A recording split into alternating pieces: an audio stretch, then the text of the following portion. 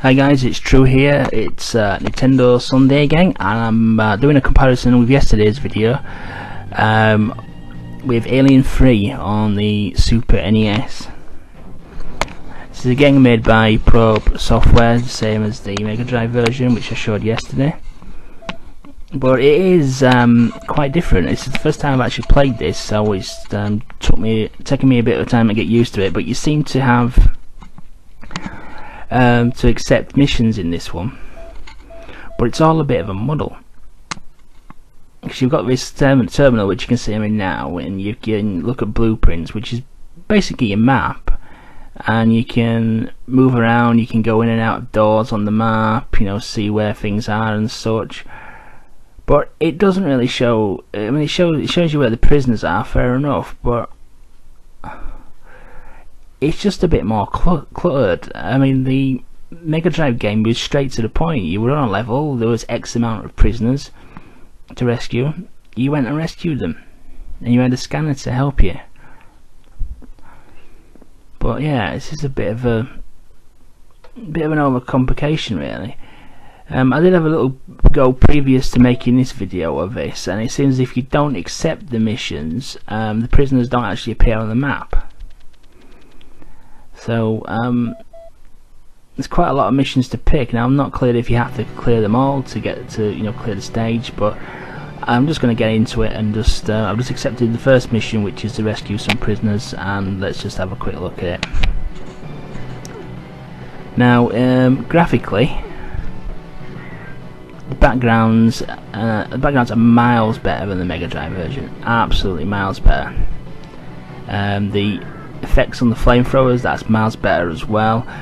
You've got the same three basic weapons, but this time, instead of having to actually manually switch them, because the Super Nintendo's got more buttons, each button actually fires a different weapon. So you've got your flamethrower, you've got your assault rifle or pulse rifle, and you've also got a grenade launcher as well.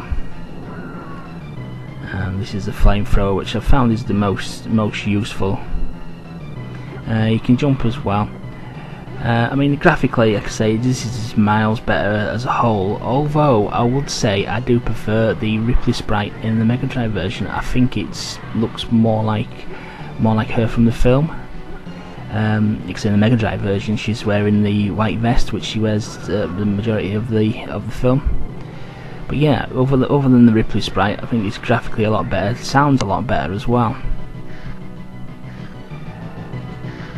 It's just really confusing though, because you have to look. The only way I could find you could see where these prisoners were to have a look on the map at the terminals, and there's quite a lot of places you can go, and this is only the first stage. Problem with that is, if you don't remember where you're going or have a good memory of the layout of the stage, then you're gonna get lost. The Mega Drive version had the scanner in the top right hand corner, which was very, very helpful in locating the prisoners, and like I say, in the Mega Drive version you had a counter as well to saying how many prisoners were in the zone. There was no transitioning through doors or any of that nonsense, which this does.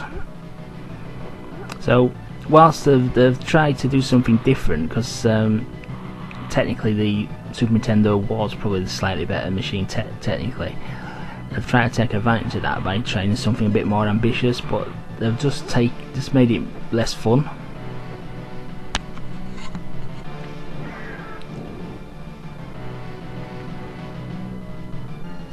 The one positive thing though is actually there's no time limit, because that was the most frustrating thing on the Mega Drive version, the bloody time limit.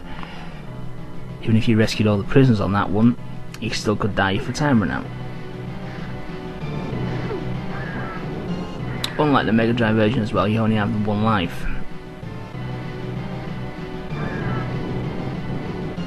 Which is shown as a percentage bar when you get hit. Seems to be a lot more variety of aliens straight away as well. As we've already seen, we've seen face huggers. I think it's like partially grown alien fetuses, after they first erupted from someone's chest. start to rapidly grow into the full-size alien. Well, there's like one that's just a little bit of a further stage than the face hugger. We've got alien eggs as well, which I don't think I actually got to see on the Mega Drive version. Not clear if this has got any bosses at all, because I just simply can't get that far on it, because it's just a nightmare finding where all the prisoners are.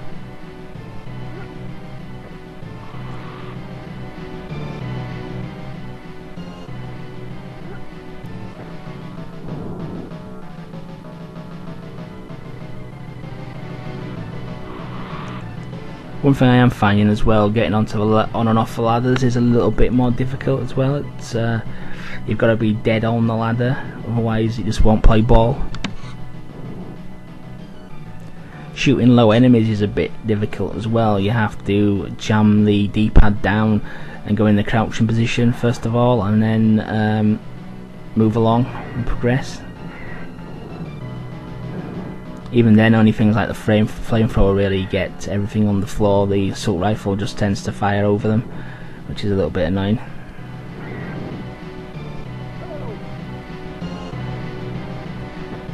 I mean, it is basically the same game. They've just added what I think is just unnecessary additional features to it, which just make it more complicated. Oh, there we go, here's another terminal. I suppose you're supposed to keep going into the terminal and looking where the prisoners are and finding them all.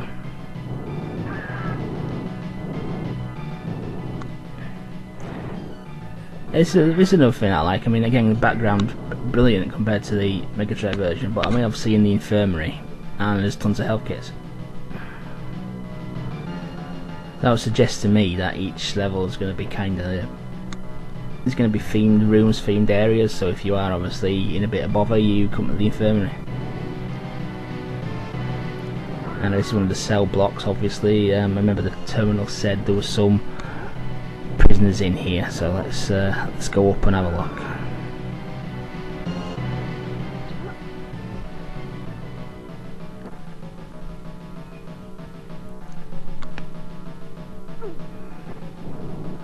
What the hell hit me there? Oh, the acid pool.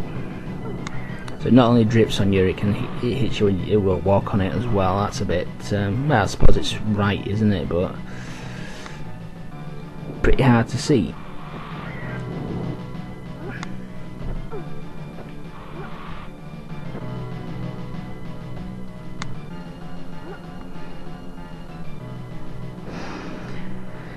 Yeah, it's. I'm just not enjoying this as much as yesterday's game.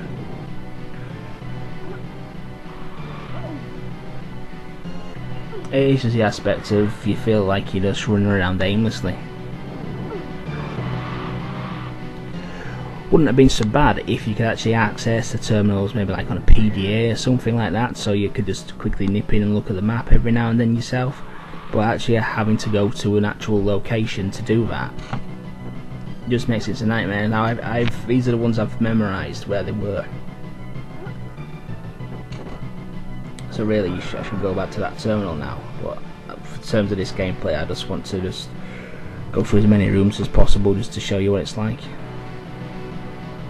But just having to continuously trek back to one of these terminals every time you forget, you know, where the next prisoner is, it's just not the way to go.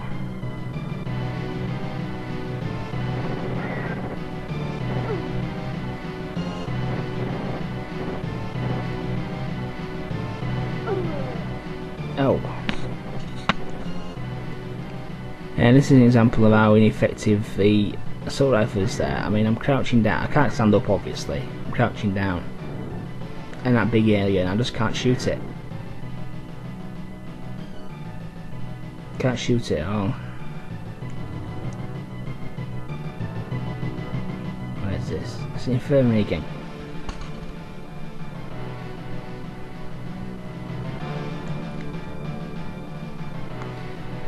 But yeah, well it is good. It's not as good as the Mega Drive version. Graphically it's better, but gameplay terms, now they've not tried to change it too much, and they've changed it in ways that don't actually enhance the gameplay. They just make it more awkward to play and less fun. So I think I'll leave that here, guys. What I am going to do though is I am going to just quickly cut to the game over screen, which I think is quite good. It has a sample from Bill Paxton's character Hudson. Unfortunately that was from the film Aliens and not Aliens 3, but nevertheless it is quite a good game over screen, and it is one of the most famous, one of the famous lines from the actual second film in the franchise. So yeah, good for including it, but shame it's not Alien 3. Thanks for watching, guys.